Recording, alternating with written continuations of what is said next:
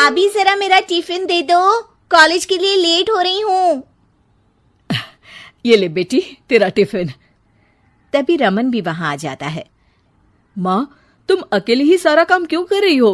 प्रतिज्ञा कहाँ है? तुम्हें उसकी फिटनेस का तो पता है ना, बैकयार्ड में एक्सरसाइज कर रही है।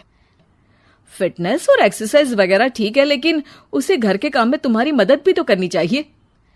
अरे ठीक है, सीख जाएगी। जब तक मैं हूं तुम्हें किस बात की फिक्र? हाँ। इसके बाद रमन और उसकी बहन दोनों घर से निकल जाते हैं और सास घर के कामों में व्यस्त हो जाती है। वहीं दूसरी तरफ प्रतिज्ञा अपनी एक्सरसाइज पूरी करके थकी हुई गार्डन में ही बैठ जाती है। आज तो पूरे 2.5 घंटे एक्सरसाइज कर ली। Now I am tired. थोड़ी देर आराम करके फिर शाम को योगा करूंगी। प्रतिज्ञा अपने कमरे में जाकर सो जाती है। सुबह से शाम हो जाती है। रमन और रेखा भी घर वापस आ जाते हैं, पर प्रतिज्ञा अभी तक कमरे से बाहर नहीं निकलती, जिस पर एक बार फिर अपनी माँ को अकेले काम करते हुए देखकर रमन उनसे कहता है, माँ, तुम हर समय अकेले काम में लगी रहती हो। आखिर प्रतिज्ञा पूरा दिन करती क्या है? बेटा, वो थक कर आराम कर रही है, आ जाएगी। तुम हाथ मुंह धोकर डिनर करने आ जाओ। रमन बिना कुछ बोले वहां से चला जाता है। थोड़ी देर बाद वो सब डिनर करने बैठते हैं। तभी प्रतिज्ञा भी वहां आ जाती है और डिनर में बने खाने को देखकर बोलती है, मम्मी ये क्या, सब कुछ तला भुना बनाया है। ऐसा खाना आप सब और मेरी हेल्थ के लिए कितना खराब है। प्रतिज्ञा, तुम खुद कभी माँ की मदद करती नहीं और ऊपर से खाने में नुक्स निकाल रही हो। अरे बहू, हम सबकी हेल्थ के बारे में ही तो सोच रही है। बहू, मुझे ना वो डाइट वाला और बिना घी तेल का खाना बनाना आता नहीं। कुछ नहीं होता मम्मी, वो भाभी बना लेगी। आखिर इतनी फिटनेस फ्रीक है, डाइट फूड बनाना भी जरूर आता होगा। वो सब डिनर करके सोने चले जाते हैं। अगली सुबह फिर हमेशा की तरह प्रतिज्ञा अपनी एक्सरसाइज और योगा करने लगती है और उसकी सास घर का सारा काम, जिसे करते हुए अचानक उनकी तबीयत खराब हो जाती है और सीने में दर्द शुरू हो जाता है। मर गई बहू। रमन, अरे कोई तो सुनो। और इसी बीच वे बेहोश हो जाती हैं।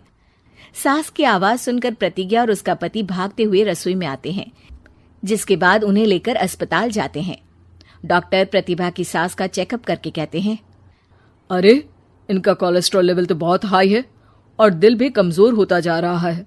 इनका लाइफस्टाइल और खाने पीने की आदत बदलनी होगी। सिर्फ light and non oily food ही खाना है और कुछ समय तक पूरा रेस्ट, साथ में कुछ एक्सरसाइज या योगा करे तो अच्छा रहेगा। पूरी जांच के बाद डॉक्टर उन्हें घर भेज देते हैं। अब घर का सारा काम प्रतिज्ञा को करना पड़ता है, जिससे वो अपनी सास के साथ पूरे घर को डाइट फूड खिलाना शुरू कर देती है। प्रतिज्ञा, ये क्या बेस्वाद और फीका खाना है, मैं ये सब नहीं खाने वाला। हाँ भाभी, बीमार तो मम्मी है, फिर हम ऐसा खाना क्यों खाएं? प्रतिज्ञा किसी की बात पर कोई ध्यान दिए बिना सास को बढ़िया एक्सरसाइज कराने के साथ कुछ ना कुछ गड़बड़ करते हुए घर का काम करती रहती है। एक शाम रमन प्रतिज्ञा से चाय मांगता है। ये लीजिए, पर मैंने इसमें चीनी थोड़ी कम डाली है। रमन चाय पीता है और तुरंत ही उसे दोबारा कप में पलट देता है। अर्र, कौन सा जहर है? अरे जहां खाने में नमक डालना होता है वहां डालती नहीं और इसमें नमक ही नमक भर दिया। उई माँ, सॉरी, मैं दूसरी चाय बना देती हूँ। अरे रहने दो, तुमसे फिटनेस का ध्यान रखने के अलावा और कुछ नहीं हो सकता। इसके बाद प्रतिज्ञा कपड़े धोने जाती है, जिसमें वो रंगीन और सफेद सब कपड़े एक जगह मिक्स कर देती है, जिससे एक कपड़े का रंग दूसरे पर चढ़ जाता है और उसी वजह से रेखा की नई ड्रेस खराब हो जाती है। भाभी, ये आपने क्या किया? मेरी नई ड्रेस थी, सारी खराब कर दी। सॉरी रेखा, मुझे पता नहीं था और मैंने सारे कपड़े एक साथ ही वॉशिंग मशीन में डाल दिए। जहां एक तरफ प्रतिज्ञा घर के हर काम में रोज कोई ना कोई ब्लंडर करती, वहीं सास को एक्सरसाइज कराने और हेल्दी फूड खिलाने में कोई कमी नहीं छोड़ती। जिस वजह से जल्द ही उसकी सास पहले से भी अच्छी हो जाती है। हेल्दी फूड तो ठीक है, पर बहू आज हम खीर बनाएंगे। मम्मी, मुझसे खाना तो ठीक तरह बनता नहीं, खीर कैसे बनाऊंगी? और अगर अच्छी नहीं बनी तो रमन गुस्सा हो जाएंगे। अरे कोई गुस्सा नहीं होगा, और देखना खीर भी बहुत स्वादिष्ट बनेगी। प्रतिज्ञा की सास उसके साथ रसोई में जाकर उसकी मदद करते हुए खीर बनाना सिखाती है, जिसे खाकर रमन तारीफ करते हुए कहता है, वाह क्या टेस्टी खीर बनी है, मजा आ गया आज तो। आज ये खीर प्रतिज्ञा ने बनाई है। क्या बात, आखिर तुम खाना बनाना सीख ही गई? पूरा तो नहीं सीखा, पर सीख रही हूँ। और इसमें मैं अपनी बहू की बिल्कुल वैसे ही मदद करूंगी जैसे इसने एक्सरसाइज करने में मेरी मदद की। अब प्रतिज्ञा घर के काम में सास की मदद करने लगती है और उसकी सास एक्सरसाइज में प्रतिज्ञा को कंपनी देने लगती है, जिस पर दोनों सास बहू की जोड़ी को देखकर रेखा और रमन भी इंस्पायर हो जाते हैं। आज के बाद हम भी आपके साथ एक्सरसाइज करेंगे। अब पूरा परिवार एक साथ एक्सरसाइज करके डाइट फूड खाने लगता है। दिव्या को देखने लड़के वाले आए हैं, लेकिन उनकी बातों से लग रहा है कि वो लंबी लंबी फेंक रहे हैं। हमारे यहाँ 5 कार हैं, 7 बाइक्स हैं, फिर भी हम बस से आए हैं। वो क्या है ना कि हमें दिखावे का बिल्कुल शौक नहीं है। बड़ा नेक ख्याल है बेटा। लेकिन खुद की गाड़ी में बैठना दिखावा थोड़ी ना होता है। अरे हम दिल्ली से आए हैं, वहाँ पोल्यूशन बहुत है ना, तो हम गाड़ी में नहीं निकलते हैं। हाँ, ये उससे भी बड़ा नेक ख्याल है बेटा। लेकिन अगर आपको पोल्यूशन की इतनी चिंता है तो घर में 5 कार और 7 बाइक क्यों रखी है? अरे इतने पैसे हैं, फुर्सत में क्या करेंगे, कुछ ना कुछ खरीद लेते हैं। अभी पिछले ही हफ्ते एक हेलीकॉप्टर खरीदने का सोच रहा था। तो क्यों नहीं खरीदा? अरे उसके पंखे हवा ज्यादा देते हैं, हमारी माँ को ठंड बहुत लगती है ना, अब बुजुर्गों का ध्यान रखना पड़ता है ना। अरे वाह वाह, ये तो बहुत बड़ा ऊंचा और नेक ख्याल है।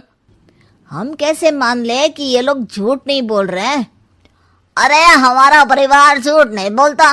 दिल्ली शहर में किसी से भी पूछ लीजिएगा, हमारे बेटे का बड़े लोगों में उठना बैठना है। हाँ। अरे छोटो चुप रह, इतने बड़े लोग हैं, झूठ क्यों बोलेंगे? हमारी फैक्ट्री है, और ऐसी फैक्ट्री कि यहाँ ग्राहक आया, इधर सामान बनाया जल्दी जल्दी, और हम हर काम ना जल्दी करते हैं। हाँ वही तो, तब जल्दी जल्दी अपनी बेटी का हाथ हमारे बेटे के हाथ में दे दीजिए। दिव्या के पिताजी दिव्या के भाई छोटू की एक भी बात न मानते हुए दिव्या की शादी दिल्ली के इस फेंकू परिवार में करवा देते हैं। जब दिव्या ससुराल पहुंचती है तब, आपकी कार्स और बाइक्स कहाँ है? मुझे बाहर जाना था किसी काम से। कार और बाइक्स? कौन सी कार और बाइक्स? अरे जब आप मुझे देखने आए थे तो कहा था ना कि आपके यहाँ 5 कार्स हैं और 7 बाइक्स हैं। हाँ हाँ उस दिन थी, आज नहीं है। है? आज कहाँ गई? अरे जिनकी थी वो ले गए। मतलब वो आपकी नहीं थी? आपने तो कहा था हमारे घर पर है। हाँ घर पर थी, बाबूजी का एक पार्ट टाइम काम है कार और बाइक धोने का। उस दिन घर पे 5 कार और 7 बाइक्स थी तो बोल दिया था। अरे झूठ थोड़ी ना बोला है, जैसा था वैसा बोल दिया। और वो हेलीकॉप्टर खरीदने वाली बात, वो झूठ थी क्या? अरे बिल्कुल नहीं, शहर में एक नई कंपनी आई है पंखे की, जिसके पंखे बड़े हैं। कंपनी का नाम हेलीकॉप्टर रखा है। जब लेने गए तो हवा बहुत तेज फेंक रहा था, तो माँ ने बोला ठंडी लगेगी बेटा।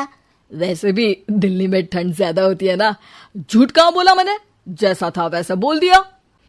हे भगवान, और वो फैक्ट्री वाली बात, इधर ग्राहक आया उधर सामान तैयार।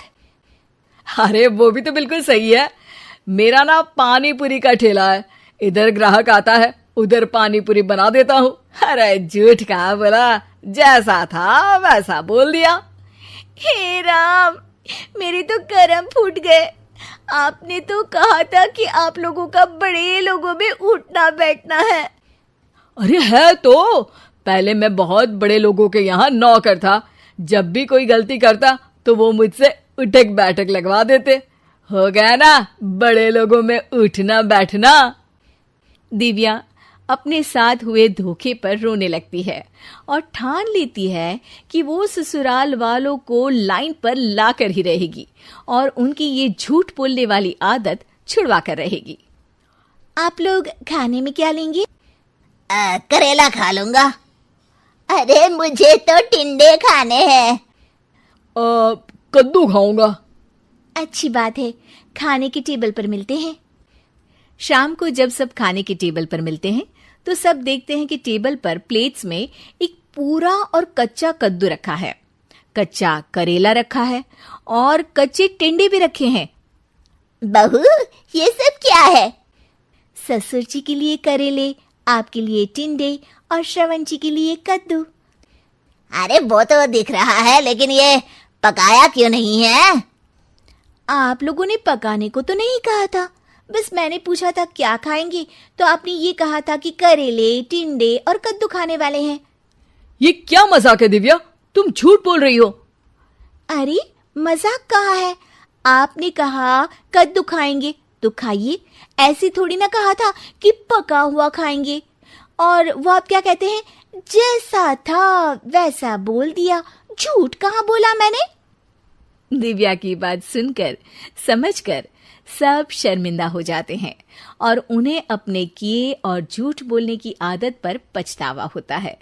दिव्या समझदारी दिखाते हुए उन्हें सच के रास्ते पर चलने और किसी से मजाक में भी झूठ ना बोलने की सीख देती है और उनके काम में मदद करके उनके काम को और बड़ा बनाने में मदद करने लग जाती है।